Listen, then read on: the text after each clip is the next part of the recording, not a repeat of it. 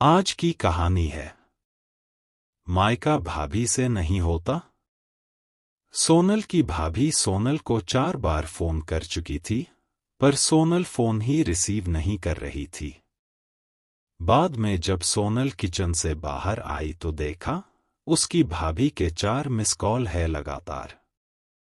यह देखकर वह घबरा गई, क्योंकि उसकी भाभी को पता होता है कि अगर सोनल 2 बार में फोन नहीं उठाती है तो इसका मतलब यही है कि वह अपने काम में व्यस्त है और या फिर फोन से दूर है। अब सोनल का मन घबरा रहा था, क्योंकि भाभी के 4 फोन लगातार आने से उसे टेंशन हो गई थी। क्योंकि सोनल की मम्मी की तबीयत इन दिनों ठीक नहीं चल रही थी। अभी 2 दिन पहले ही सोनल अपनी मम्मी से मायके में मिलकर आई थी।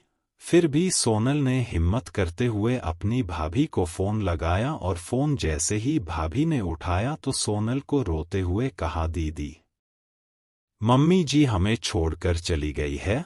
रात को अच्छे से सोई थी, सुबह आपके भैया और मैंने खूब उठाने की कोशिश की पर वह नहीं उठी।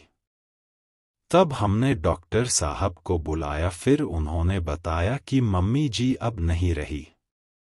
दीदी आप जल्दी से घर आ जाओ। इतना सुनते ही सोनल की आंखों से आंसू बहने लगे।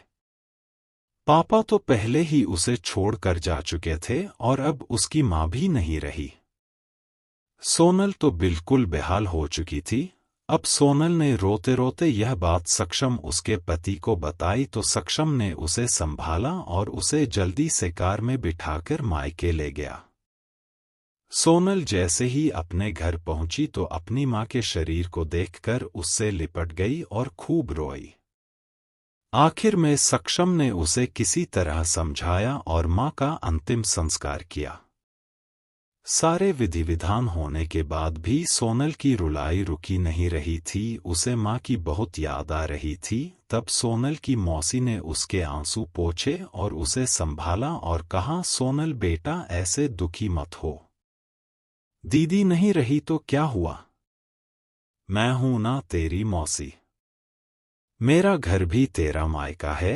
तेरा जब मन करे तब आ जाना अपनी मौसी के पास। वैसे कहते भी तो है ना, मौसी मतलब माँ जैसी। बेटी मैं तेरा दर्द समझ सकती हूँ, क्योंकि तेरे पापा तो पहले ही तुझे छोड़कर जा चुके हैं और आज दीदी भी चली गई। कहते हैं ना कि माँ के जाने के बाद तो लड़कियों का मायका ही छूट जाता है। यह भाभी तो बस दुनिया को दिखाने के लिए नाम का रिश्ता होता है, क्योंकि मायका तो माँ से ही होता है। सोनल भी मन ही मन सोचने लगी कि शायद मौसी ठीक ही तो कह रही है, और वह मौसी से लिपटकर जोर जोर से रोने लगी और कहने लगी, क्या मासी मेरा भी मायका अब नहीं रहा। तभी सोनल की भाभी दूर बैठी दोनों की बातें सुन रही थी। पहले तो भाभी ने सोनल को चुप कराया और फिर उसे दिलासा दी। फिर भाभी ने मौसी से कहा कि मौसी जी आपने ऐसे कैसे कह दिया कि मायका केवल माँ से ही होता है। मानती हूं कि माँ का स्थान कोई नहीं ले सकता, लेकिन अभी दीदी के भैया भाभी जिंदा है और जब तक हम हैं दीदी का मायका हमेशा बना रहेगा। मैं पूरी कोशिश करूंगी दीदी को मम्मी जी की तरह प्यार और सम्मान देने की। और दीदी जब चाहे तब यहाँ आ सकती है। यह घर कल भी उनका था, आज भी है और कल भी रहेगा।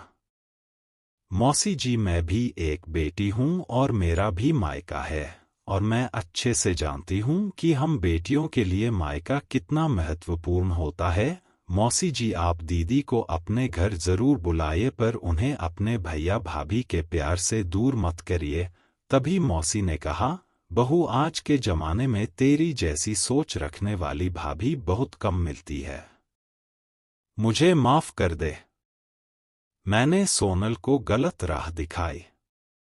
तभी सोनल अपनी भाभी के गले लग गई और बोली, भाभी आज आपने मुझे विश्वास दिला दिया कि भाभी भी माँ के समान होती है, और मैं संतुष्ट हूँ कि जब तक आप और भैया हो मेरा मायका सदा बना रहेगा।